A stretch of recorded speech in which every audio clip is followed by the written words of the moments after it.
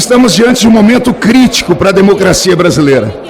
O presidente Jair Bolsonaro, um homem íntegro, um homem honesto, o maior líder da direita da América Latina e um dos 3 maiores líderes da direita do mundo. Alguém que eu conheço muito bem e tive a honra de servi-lo como vice-líder do seu governo no Congresso Nacional. E fui, segundo jornalista, uma das pessoas que mais frequentaram o seu gabinete durante seu perseguido, sofrido, porém abençoado e próspero governo. E eu uso isso para dizer, diante dos homens e diante de Deus, do Deus eterno a quem eu sirvo desde a minha mocidade. Senhor deputado Marco Feliciano. Nunca ouvi da boca do presidente Bolsonaro a palavra golpe, ou a palavra intervenção, ou algo semelhante, quer seja nas dezenas de vezes que eu estive no seu gabinete, ou nas reuniões que eu pude participar, ou nas muitas viagens que estive ao seu lado dentro e fora do país. Bolsonaro está sendo acusado injustamente de uma tentativa de golpe. E é meu dever denunciar essa perseguição política travestida de justiça. E não somente meu dever, mas é o dever de todos os 58.206.354 eleitores que o amam e devem assim fazê-lo. Na história recente do Brasil, senhoras e senhores, nós vimos, por exemplo, o ex-presidente Fernando Collor, que segundo a agência Folha noticiou no dia 12 de agosto de 99, abre aspas, o ex-presidente Collor diz que cogitou fechar o Congresso, fecha aspas. Na mesma linha, a revista Veja, de 24 de abril de 2017, noticiou que a ex-presidente Dilma Rousseff cogitou resistir ao seu processo de impeachment. Diz a revista Veja, abre aspas, o Exército foi sondado para decretar estado de defesa no Brasil. Segundo o general Eduardo Vilas Boas, políticos de esquerda fizeram a consulta nos dias que antecederam o impeachment da presidente Dilma Rousseff. Collor queria se manter no cargo. Dilma bradou contra o que ela chamou de golpe parlamentar. E eu pergunto, querer ou bradar são crimes? É claro que não. Isso é natural. Mas vejam, nem Collor, nem Dilma foram presos por isso. E se o critério fosse aplicado, e caso Bolsonaro tenha sequer pensado em resistir, ele também não poderia ser tratado como criminoso, como está sendo feito aqui no Brasil. O que estamos vendo não é justiça, mas um espetáculo de vingança contra um líder que representa milhões de brasileiros. E por quê? Porque querem impedir a sua participação no futuro da nação. Querem silenciar a voz conservadora mais poderosa do Brasil e assim garantir que nunca mais haja oposição de verdade aqui no Brasil. Acusam Bolsonaro de golpe, mas onde está o decreto assinado por ele? Onde estão os tanques de guerra que não foram às ruas? Onde está a ação concreta? Simplesmente não existem. Ele não deu ordem alguma para subverter o processo democrático. Sobre o 8 de janeiro, Bolsonaro já não era mais presidente. Não poderia decretar mais nada. Em 8 de janeiro, ele sequer estava aqui no Brasil. E aqui encontramos um outro ponto, um ponto essencial. O que levou os patriotas ao desespero no dia 8 de janeiro? A resposta é simples. Foi uma sensação de injustiça.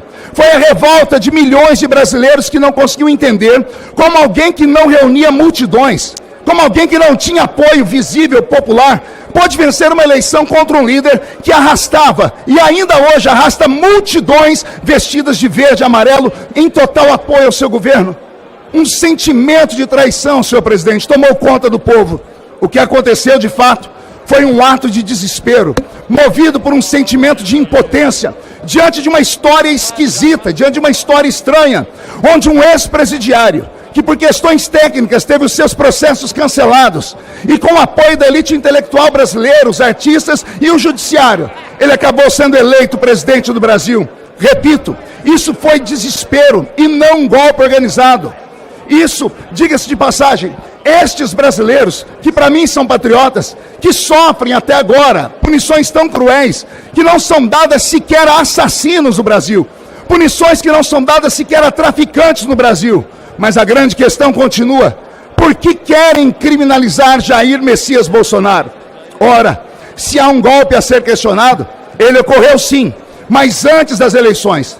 Todos sabem o que o Tribunal Superior Eleitoral tomou, decisões que enfraqueceram a campanha de Bolsonaro e beneficiaram a campanha de Luiz Inácio Lula da Silva. Todos sabem que o TSE proibiu o presidente de usar de seus próprios eventos as imagens na sua campanha. Cortaram milhares de inserções de rádio que favoreciam Bolsonaro. impediram que ele falasse sobre temas essenciais, como, por exemplo, o pensamento de Lula sobre o maldito e desgraçado aborto, e também sobre as relações de Lula com ditadores, como Daniel Ortega, da Nicarágua, que perseguiu e prendeu padres e freiras, que assumiu o governo fazendo essas coisas, ou de Nicolás Maduro, da Venezuela, que prende seus opositores nos mesmos moldes aqui do Brasil, e pior, permite o seu povo morrer de fome. Tudo isso contribuiu para um cenário em que Bolsonaro e nós, os seus eleitores, nos sentimos amordaçados, impotentes, perseguidos e traídos. Esse processo injusto não é apenas contra Jair Messias Bolsonaro, mas contra todos aqueles que acreditam na democracia, que acreditam na liberdade de expressão e na justiça verdadeira. Eu indago, se ex-presidentes como Fernando Collor de Mello e Dilma Rousseff puderam questionar seus afastamentos sem serem punidos, sem serem recriminados, sem serem processados, Bolsonaro também não teria esse mesmo direito, caso fosse o caso? Nossa luta não é apenas pela liberdade de um homem, mas pelo princípio fundamental de que todos devem ser tratados com igualdade perante a lei. Se a justiça se torna seletiva, ela deixa de ser justiça.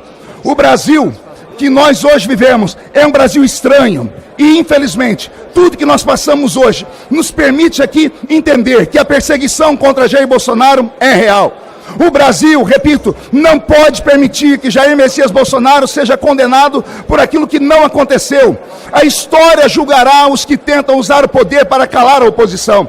Também não posso deixar de dizer que para cada ato injusto cometido pelos poderosos, haverá uma cobrança divina. O sangue do Clesão clama por justiça.